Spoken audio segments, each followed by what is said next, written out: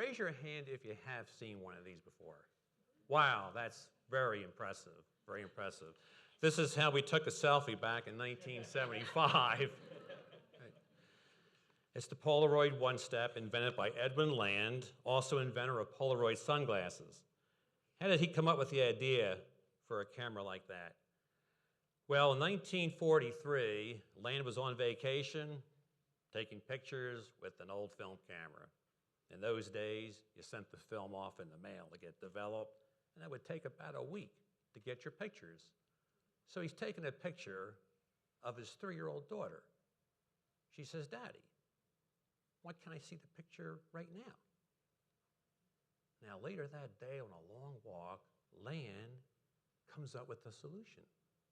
Takes him 4 years to work out the details, and the result is a camera that can produce a black and white photo 1 minute after taking the picture. It took 16 more years to get color, and it took another decade for the picture to appear without the need to peel away a layer of chemicals from the developed photo. That's 30 years. When Land was asked about invention and the creative process, he said, "You always start with a fantasy. Part of the fantasy technique is to visualize something as perfect. Then with the experiments, you work back from the fantasy to reality, hacking away at the components." Land's daughter gave him the perfect idea. You begin with that perfect idea or a dream, and eventually you create a new reality. I would like to use a short lesson from my field of physics to illustrate how the power of intention, can shape reality. One of the most important discoveries of quantum physics is that electrons are both particles and waves. This fact is known as wave-particle duality. Now, a particle is localized, like a marble. It's either here or there. On the other hand, a wave has crests and troughs, and is spread out like a water wave. How can an electron be both a particle and a wave? That's one of the great mysteries of the universe. But what I find even more mysterious is that the electron will behave like a particle if you design an experiment to observe its particle properties. If you set up an experiment to observe its wave properties, the electron will behave like a wave. Now, wait a minute. You mean I, by my intent, determine whether the electron behaves like a particle or a wave? Yes. The experimenter's intention manifests the reality. Now, all of this is on a microscopic scale. If you look at the moon, your interacting disturbance on the moon is so small, the moon remains essentially unchanged. But the transformative power of intention is important to invention and the creative process.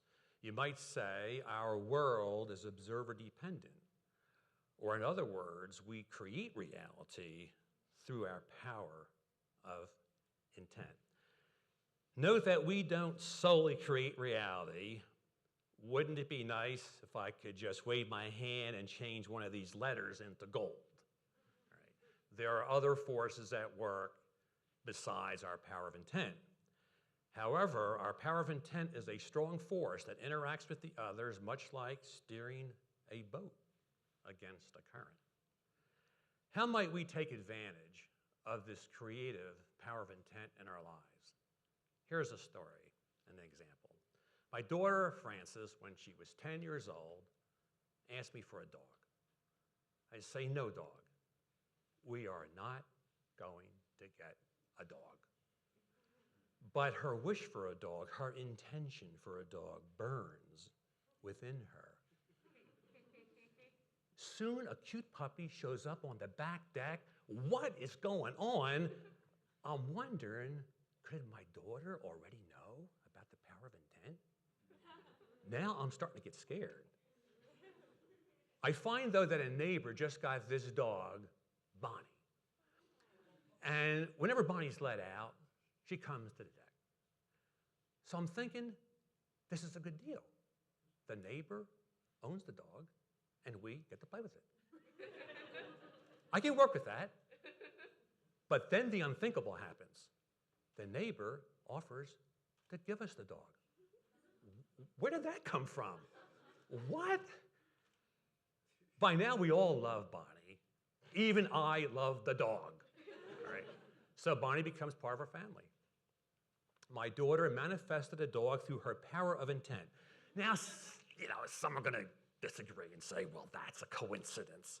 Well, then my life is full of wonderful coincidences, which I get every day. Let me tell you a personal story, my personal story of desire and intent. When I was a boy, I dreamed about playing the piano and an orchestra playing my music. But I got a late start as I begged my parents for a piano at age 10, which we finally got when I was 12. I started to study piano with my best friend, who only had a year of lessons. Not the ideal situation. But there is an old saying, when the student is ready, the teacher will appear. Sure enough, within a year, my parents meet a nice couple at a chess club, and one's a piano teacher, wonderful teacher, and she offers to take me on as her student. Years later, I went to a college that did not have a music department, because I was majoring in physics. And I couldn't take courses in musical composition. By 1980, I was an assistant professor of physics, and I started to wonder, would I ever become a composer? But then things started to happen. The personal computer was invented, and software followed.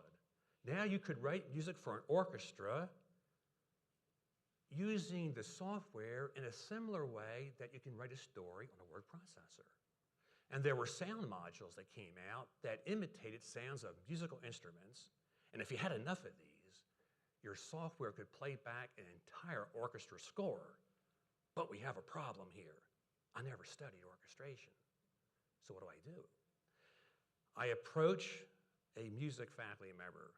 I ask him for help. I ask him for advice on composition. And he surprises me.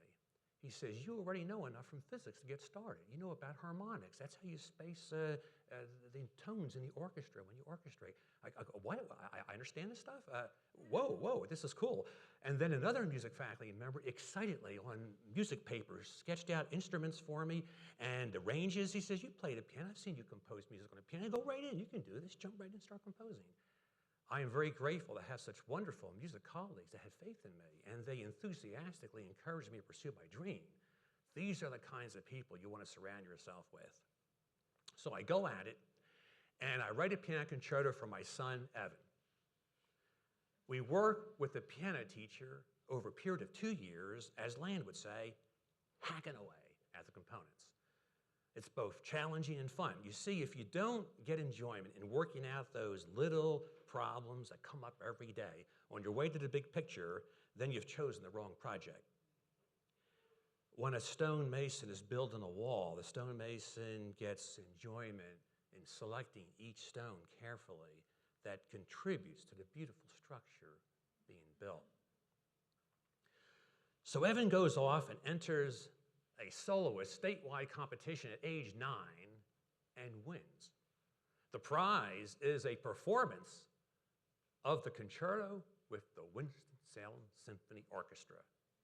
The conductor likes what he hears so much that he invites Evan back for additional performances in 3 cities. I was also gifted to have 2 very musically talented daughters, Frances and Krista. So I wrote the concerto for Francie next, and not long after that came my 3rd concerto, the concerto for Krista. Looking at the program for the Krista concerto, I noticed my name listed with Schubert and Mahler. I thought to myself, I really am a composer.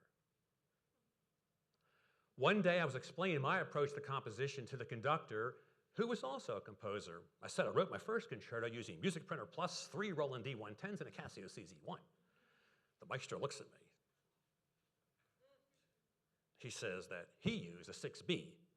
Now I'm wondering to myself, 6B, that must be a synthesizer I don't know about, but I'm not sure.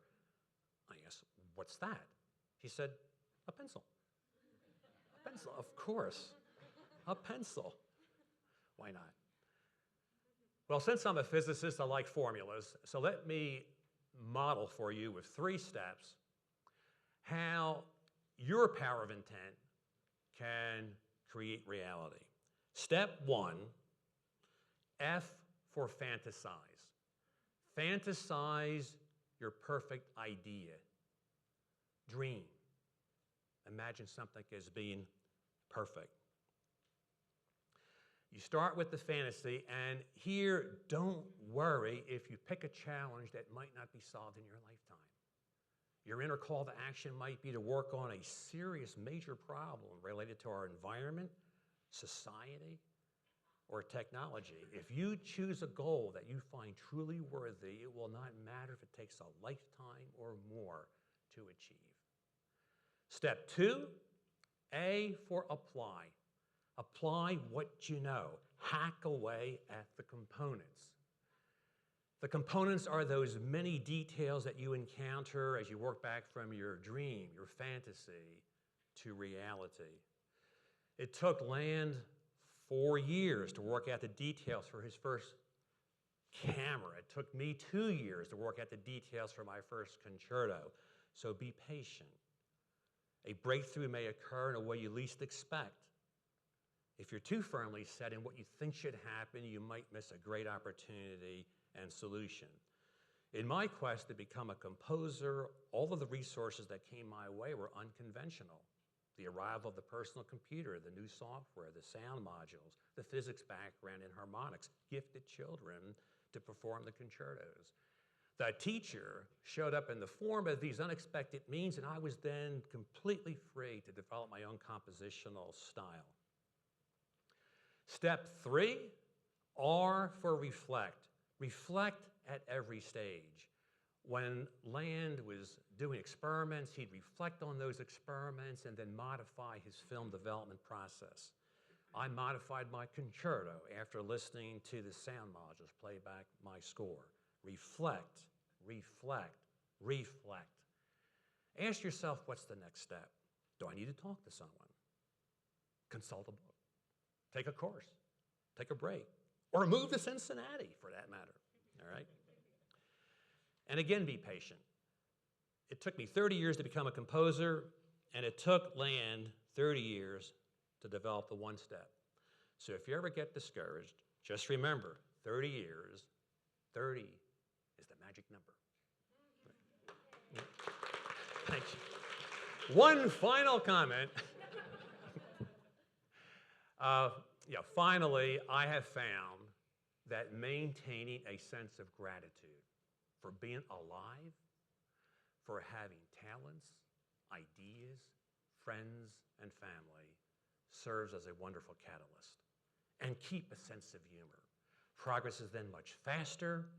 Opportunities begin to appear in response to your fantasy intent. And as our 3 steps indicate, you will go far. Thank you.